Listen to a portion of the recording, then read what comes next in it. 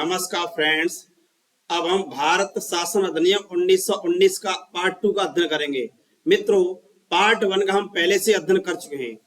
तो फ्रेंड्स, भारत शासन अधिनियम 1919 यह मॉन्टेग्यू चेम्सफोर्ड सुधार पर आधारित था। यह अधिनियम मॉन्टेग्यू चेम्सफोर्ड सुधार पर आधारित था, इसलिए इसे मॉन्टेग्यू चेम्सफोर्ड अधिनियम भी कहते हैं। इसे 1919 में पारित किया गया था। तो फ्रेंड्स, देखते हैं इसकी क्या विशेषताएं थी। पार्ट 1 पहले पढ़ चुके हैं, आज पार्ट 2 देखते हैं। इस अधिनियम के तहत संपत्ति कर और शिक्षा के आधार पर लगभग 10% जनता को वोटिंग का राइट दिया गया था। मित्रों, इस अधिनियम में सभी व्यक्तियों को वोट देने का अधिकार नहीं दिया गया। केवल शिक्षित करदाता थे, वही वोट दे सकते थे।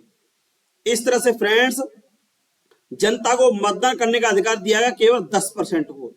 इसमें महिलाओं को भी मतदान देने का अधिकार दिया गया था, अर्थात महिलाएं भी वोट दे सकती थी। और किस आधार पर दे सकती थी? वह संपत्ति कर या शिक्षा के आधार पर। जिन पर संपत्ति थी, टैक्स पे करती थी, एजुकेशन थी, वही महिलाएं वोट दे सकती थी।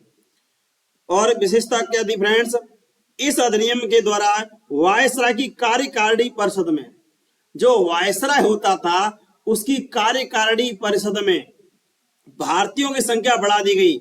अब केंद्रीय कार्यकारिणी परिषद में 8 सदस्य कर दिए गए। जो वायसराय की केंद्रीय कार्यकारिणी परिषद थी, उसमें 8 सदस्य कर दिए गए। उसमें से कम 3 भारतीयों का होना आवश्यक था। टोटल थे 8, और 8 में से कम 3 भारतीयों का होना आवश्यक कर दिया गया था। इसमें मित्रों, तेज बहादुर सप्रू को कानूनी सदस्य के रूप में शामिल किया गया था। इस तरह से फ्रेंड्स, वायसराय की कार्यकारिणी परिषद में भारतीयों को अधिक प्रतिनिधित्व देना स्वीकार किया गया, और इस अधिनियम के द्वारा संपत्ति कर और शिक्षा के अधिकार आधार पर वोट देने का अधिकार दिया गया था। इस अधिनियम में महिलाओं को भी वोट देने का अधिकार दिया गया था। अगली विशेषता थी फ्रेंड्स, केंद्रीय और प्रांतीय विधान परिषदों की सूची बनाकर। एक केंद्रीय सूची बनाई गई, दूसरी प्रांतीय सूची बनाई गई। इस तरह से विषयों की सूची बनाकर शक्तियों का विभाजन किया गया था। हालांकि फिर भी इस अधिनियम में संघीय शासन प्रणाली विकसित नहीं हो सकी थी, जो कि बाद में 1935 के अधिनियम में संघीय शासन प्रणाली स्वीकार की गई थी। लेकिन इस 1919 का अधिनियम के द्वारा 2 सूचियां बनाई गई थी। एक संघ सूची थी, एक राज्य सूची थी, और इसके द्वारा शक्तियों का विभाजन कर दिया गया था। केंद्रीय और प्रांतीय विधायिकाओं को अपनी अपनी सूचियों पर कानून बनाने का, प्रांतों की विधानसभाएं और केंद्र की विधानसभा अपनी अपनी सूची पर कानून बना सकती थी। इस तरह से फ्रेंड्स, इससे विकेंद्रीकरण को बल मिला, लेकिन फिर भी सरकार का स्वरूप एकात्मक ही बना रहा। इस तरह से 1919 के अधिनियम द्वारा केंद्रीय प्रांतीय विषयों को सूची तो बनाई गई थी और शक्तियों का कुछ विभाजन भी किया गया था, लेकिन फिर भी शासन का स्वरूप एकात्मक बना रहा। लेकिन विकेंद्रीकरण की शुरुआत हो गई थी। इस अधिनियम के द्वारा क्या किया गया? जो प्रांत होते थे, तत्कालीन समय में ब्रिटिश प्रांत हुआ करते थे, वहां पर द्वैध शासन प्रणाली लागू की गई थी। मित्रों, प्रांतों में द्वैध शासन प्रणाली लागू की गई। इसमें प्रांतीय विषयों को 2 भागों में बांटा गया था, हस्तांतरित और आरक्षित। फ्रेंड्स, 1919 के अधिनियम द्वारा प्रांतों में द्वैध शासन प्रणाली लागू की गई थी। इस तरह से 2 विषय बना दिए गए, एक हस्तांतरित, आरक्षित। तो हस्तांतरित विषय कौन से थे फ्रेंड्स? हस्तांतरित विषय में देखा जाए तो इस सूची में स्थानीय स्वशासन, शिक्षा, पुस्तकालय, चिकित्सा, लोक निर्माण, उद्योग, सार्वजनिक मनोरंजन, कृषि, आबकारी, ऐसे जो स्थानीय महत्व के थे, ये विषय हस्तांतरित विषय रखे गए थे। इन विषयों पर शासन का संचालन गवर्नर और विधान परिषद के प्रति उत्तरदायी मंत्री परिषद की सहायता से किया जाता था। इस तरह से प्रांतों जो विधानसभाएं होती थी, वहां मंत्री परिषद की व्यवस्था की गई थी, और मंत्री परिषद इन विषयों पर शासन चलाती थी। इसमें क्या था फ्रेंड्स, एक आरक्षित विषय थे। ये आरक्षित विषय क्या थे? आरक्षित विषय में देखा जाए फ्रेंड्स तो रक्षा, विदेश मामले, वित्त, भूमि, समाचार, छापाखाना, उद्योग विवाद, छोटे बंदरगाह आदि विषयों को आरक्षित विषय घोषित किया गया। इन विषयों का शासन गवर्नर और उसकी कार्यकारिणी परिषद के द्वारा किया जाना था। इस तरह से फ्रेंड्स हस्तांतरित विषय और आरक्षित विषयों का वर्गीकरण कर दिया गया था। इस प्रकार प्रांतों में द्वैध शासन और आंशिक रूप से उत्तरदायी शासन की शुरुआत हुई थी। 1919 के अधिनियम द्वारा विकेंद्रीकरण की शुरुआत करके उत्तरदायी शासन की शुरुआत की गई थी। हालांकि विषयों को आरक्षित विषय और हस्तांतरित विषय में वर्गीकृत कर दिया गया था। पहली बार केंद्रीय बजट को राज्यों के बजट से अलग कर दिया गया। जो 1919 का अधिनियम था उसके द्वारा बजट का वर्गीकरण कर दिया गया। एक केंद्र का बजट था तो दूसरी ओर राज्यों का बजट अलग कर दिया गया। अब प्रांतों को अपने विधायिका को अपना बजट तैयार करने का अधिकार दिया गया था।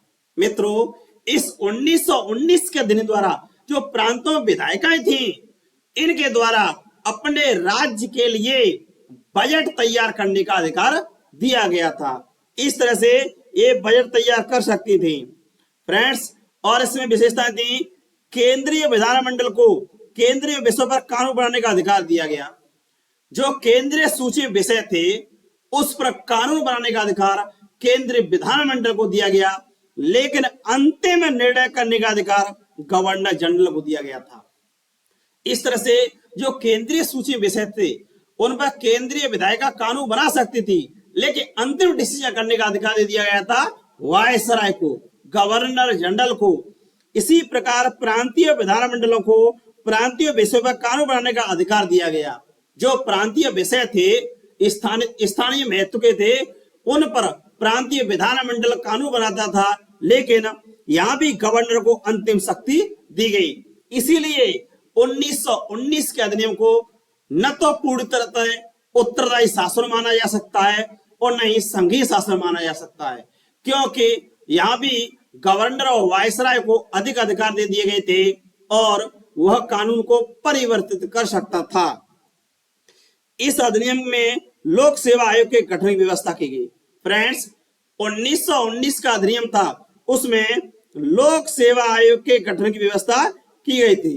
अर्थात अब लोक सेवा में भर्ती करने के लिए एक लोक सेवा आयोग गठित किया जा सकता है।